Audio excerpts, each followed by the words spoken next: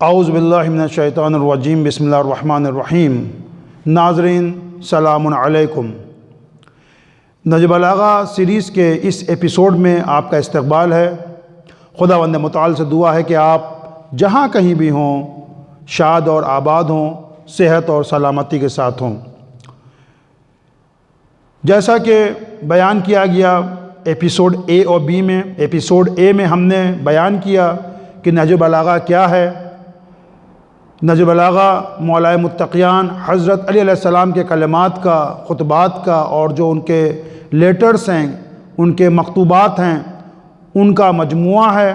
اور episode be میں ہم نے جو نہج بلاغہ کے مؤلف ہیں سید رضی، ان کی زندگی کے بارے میں گفتگو کی۔ اور نہج بلاغہ کے اندر مولائے کائنات کے 480 نورانی کلمات ہیں، اور ان میں سے ہم نے بعض کا انتخاب کیا ہے اور اس کے اوپر ہم گفتگو کر رہے ہیں، اس کو سمجھنے کی کوشش کر رہے ہیں۔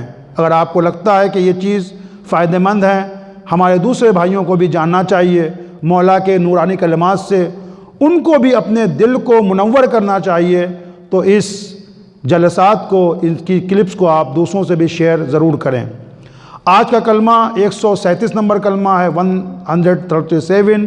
اس میں حضرت علیہ السلام فرما رہے ہیں، قال علی علیہ السلام استنزل الرزق بالصدقہ، روزی کے نزول کا انتظام صدقے کے ذریعے سے کرو۔ یعنی کوئی آدمی اگر پریشان ہے، تنگ دست ہے، اور اس کی روٹی روزی صحیح نہیں چل رہی ہے، تو حضرت نے فرمایا کہ اس کا انتظام صدقے کے ذریعے سے کرو۔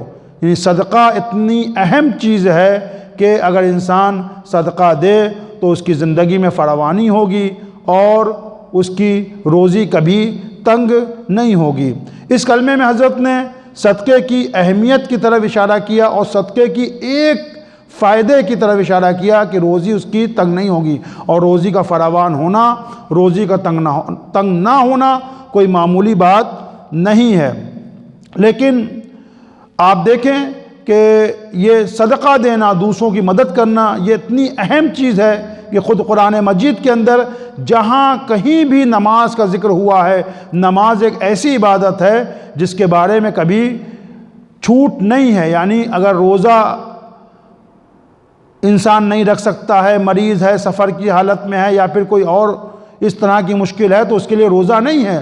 زیادہ عمر ہو چکی، اس کے لیے مشقت کا باعث ہے، اس کے لیے روزہ نہیں ہے۔ لیکن نماز انسان اگر کھڑے ہو کر نہیں پڑھ سکتا ہے تو بیٹھ کر پڑھے، بیٹھ کر نہیں پڑھ سکتا تو لیٹ کے پڑھے، لیٹ کر بھی نہیں پڑھ سکتا دائیں کروٹ پڑھے، اشارے سے پڑھے۔ اگر سفر کے اندر ہے تو ٹھیک ہے، اس کو قصر پڑھنا پڑے گی، لیکن نماز کو اسے پڑھنا پڑے گا۔ نماز کے لیے چھوٹ نہیں ہے۔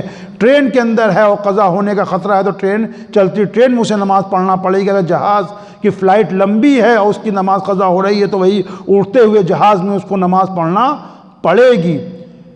لیکن قرآن میں جہاں جہاں بھی نماز کا ذکر ہوا ہے، وہاں پر اللہ نے نماز کے ذکر کے فوراً بعد زکوٰۃ کا تذکرہ کیا۔ زکوٰۃ کیا ہے؟ لوگوں کی اس سے مدد ہوتی ہے، یہ بھی صدقہ ہے، یہ بھی خیرات ہے ایک طرح کا۔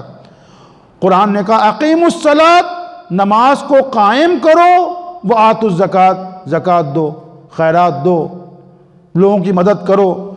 تو یہ صدقہ، خیرات بہت ہی اہم چیز ہے۔ ہماری زندگی میں اس کے بہت سارے اثرات ہوتے ہیں۔ یہاں پر ہم کچھ باتوں کی طرف اشارہ کریں گے کہ صدقہ جو حضرت نے اشارہ کیا کہ بتایا اس کلمے میں کہ اس کے ذریعے سے ہم رزق کو حاصل کر سکتے ہیں، رزق نازل ہوگا۔ اسی ساتھ ساتھ رسول خدا نے فرمایا کہ صدقہ 70 بلاؤں کو روکتا ہے۔ اللہ اکبر! صدقہ 70 بلاؤں کو روکتا ہے۔ ان میں سے سب سے کمتر کیا ہے؟ جذام و برس ہے۔ جذام یعنی کوڑ کا مرض، برس یعنی جو سفید داغ ہو جاتا ہے، اس کا علاج صدقے کے اندر ہے۔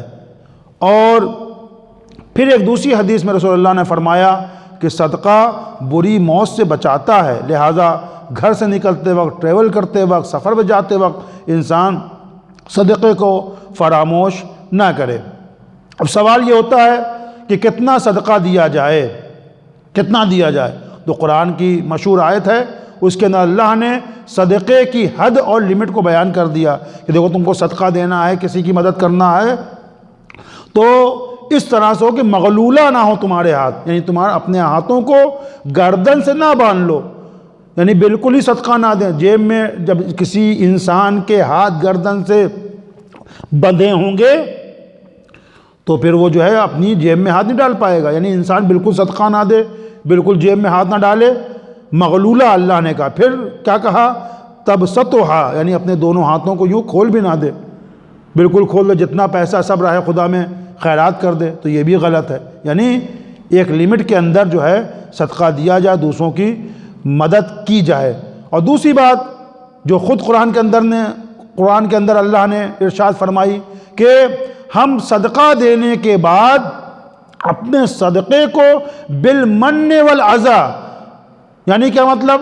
منت گزاری کے ذریعے سے اس کو ضائع نہ کریں، اس کے ثواب کو برباد نہ کریں۔ کووڈ کے اندر ہم نے 2 لوگوں کی مدد کی 2000 روپے سے، اب آج 2 سال گزرنے کے بعد، سال بھر گزرنے کے بعد ہم منت گزاری کر رہے ہیں، ان کو یاد دلا رہے ہیں۔ آپ کو یاد ہے جب آپ مجبور تھے، پریشان تھے، ہم نے اس زمانے میں آپ کی 2000 روپے سے مدد کی تھی۔ غلط ہے، یہ نونسنس۔ ہم نے مدد کی، صدقہ دیا، خیرات دیا، اب اس کو منت گزاری کے ذریعے سے ہم اس کے ثواب کو ضائع کر رہے ہیں، اس کے ثواب کو برباد کر رہے ہیں، تو یہ طریقہ غلط ہے۔ اچھا، اس کے بعد جو ہے صدقے کا کیا طریقہ ہونا چاہیے؟ ایک طریقہ تو یہ ہے کہ ہم غربا تک پہنچا دیں صدقے کو، یا پھر اپنے دن کی شروعات جو ہے ہم اس طرح سے کر سکتے ہیں کہ اپنے گھر میں ایک صدقے کا ڈبہ بنا لیں، اور جب بھی گھر سے نکلنے لگیں جو بھی ہم کو میسر ہے، 2 روپے، 5 روپے، 10 روپے، 20 rupees, whatever we can do, we can put, ہم اس ڈبے کے اندر ڈال سکتے ہیں۔ اور یہ بڑا اچھا طریقہ ہے، اور جب ڈبہ بھر جائے تو کسی غریب کی، نادار کی، اس سے ہم مستحق اس سے مدد کر سکتے ہیں۔ اور ایران کے اندر جو ہے اس کا بڑا اچھا طریقہ ہے کہ ہر گلی کے، ہر اسٹریٹ کے جو ٹل پوائنٹ ہوتا ہے جہاں سے سڑک کی شروعات ہو رہی ہوتی ہے، تو انسان اپنے گھر سے نکلے اور گلی کو عبور کرتا ہوا، گلی کو پار کرتا ہوا جب وہ سڑک تک پہنچنا چاہتا ہے، مین روڈ تک پہنچنا چاہتا ہے، تو وہاں پر پیلے اور نیلے رنگ کا یہ 2 ہاتھوں جیسا ایک ڈبہ لگا ہوتا ہے، 2 ہاتھ بنے ہوتے ہیں، اس کے اوپر لکھا ہوتا ہے کہ صدقہ جو ہے باعث ثواب ہے، صدقہ جو ہے 70 بلاؤں کو دور کرتا ہے۔ تو ہر نکلنے والا، ہر کام پر جانے والا، اسکول جانے والا، آفس جانے والا، کارمند، آفس میں کام کرنے والا، اس کے اندر کچھ نہ کچھ ڈالتا ہے۔ اس کے ذریعے سے ایران میں کروڑوں روپے جمع کیے جاتے ہیں۔ تو لہٰذا اگر ہمارے ملک میں ایسی سہولت فراہم نہیں تو ہم اپنے گھر میں جو ہے یہ کام کر سکتے ہیں کہ دروازے کے پیچھے جب ہم نکلنے لگیں تو اس ڈبے کو ہم دروازے پر لگا دیں، یا کہیں پر گھر کی کسی الماری پر، شیلف پر بھی ایک ڈبے کو رکھ سکتے ہیں، اور اس کے اندر روزانہ کچھ رقم ڈالتے رہیں، اور اینڈ آف دا منتھ یا پھر 2 مہینے کے بعد جب وہ ڈبہ بھر جائے 3 مہینے کے بعد تو اس کو کسی مستحق تک پہنچا دیں۔ اچھا، ایک یہ بات ہو گئی، کوئی غریب ہے، فقیر ہے، کوئی آدمی خود صدقے کا مستحق ہے اور وہ صدقہ نہیں نکال سکتا، تو اب وہ کیا کرے؟ یہ بھی ایک سوال ہے کہ بھائی ہم تو خود مستحق ہیں صدقے کے، ہم کیسے صدقہ نکالیں؟ تو پھر یہاں پر اسلام نے ہم کو مجبور نہیں کیا ہے، یعنی راستوں کو بند نہیں کیا ہے، بلکہ کیا کہا؟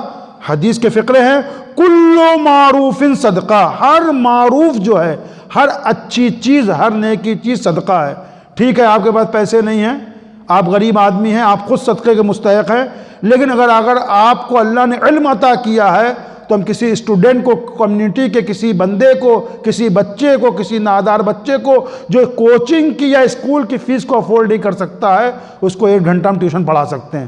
اگر ہمیں ہندی پڑھنا آتی ہے، ہماری میتھ اچھی ہے، ہماری انگلش اچھی ہے، تو علم کو پھیلانا، کل معروف صدقہ، ہر معروف، ہر اچھی چیز، ہر نیکی، ہر کار خیر صدقہ ہے۔ ہم جو ہے پڑھا سکتے ہیں، کسی کی مدد کر سکتے ہیں، کوئی غریب ہے، کوئی بوڑھا ہے، ضعیف ہے، اس کے گھر میں کوئی نہیں ہے، بیٹیاں تھی، شادی ہو کے اپنی سسرال چلے گئیں، اب وہ عورت، وہ خاتون اکیلی ہے، اس کا بازار سے ہم سودا لا سکتے ہیں، یہ بھی صدقہ ہے، یہ بھی صدقہ ہے۔ کوئی بوڑھا ہے، بیٹیوں کی شادی ہو چکی ہے، بیوی مر چکی ہے، اور وہ بیچارہ اپنی پینشن کے اوپر جی رہا ہے، لیکن اتنی زیادہ عمر ہو چکی ہے کہ وہ بینک نہیں جا سکتا۔ یہ ہم بتا رہے ہیں صدقے کے آسان طریقے، ہم بینک اس کو لے جا سکتے ہیں اپنی گاڑی پر، بیٹھا کر یا اس کا چیک لے جا کر بینک سے اس کے پیسے نکال کر اس کی رقم اس کو پہنچا سکتے ہیں، یہ بھی ایک طرح سے صدقہ ہے۔ کوئی جوان ہے، بے راہروی کا شکار ہے، گمراہی مبتلا ہے، اس کو مشورہ دے سکتے ہیں، اچھا مشورہ دینا، اچھی ایڈوائز دینا، کسی کو سجیشن دینا کہ اس کی زندگی سنور سکے کہ بھائی آپ 22 سال کے ہو گئے ہیں، اب اچھا کام کیجئے، کوئی کاروبار ڈھونڈیے، آپ یہاں کھڑے رہتے ہیں، اس دکان پہ کھڑے رہتے ہیں، مسالہ کھایا کرتے ہیں، سگریٹ پیا کرتے ہیں، یہ لائف آپ کی اسپوائل ہو رہی ہے، آپ اپنے فیوچر کو ڈسٹروائے کر رہے ہیں، تو اس کو اچھا مشورہ دینا، کل معروف صدقہ، یہ بھی صدقہ ہے، یہ بھی صدقہ ہے۔ اور کسی کا اگر باپ کا انتقال ہو گیا، کوئی بچہ یتیم ہو گیا ہے، اور کوئی آدمی اگر ڈپریشن کا شکار ہے، مایوسی کے عالم میں ہے، تو اس کے پاس جا کر بیٹھ جائیں، اس کو ہنسا دیں، اس کی دلجوئی کرے، یہ بھی صدقہ ہے۔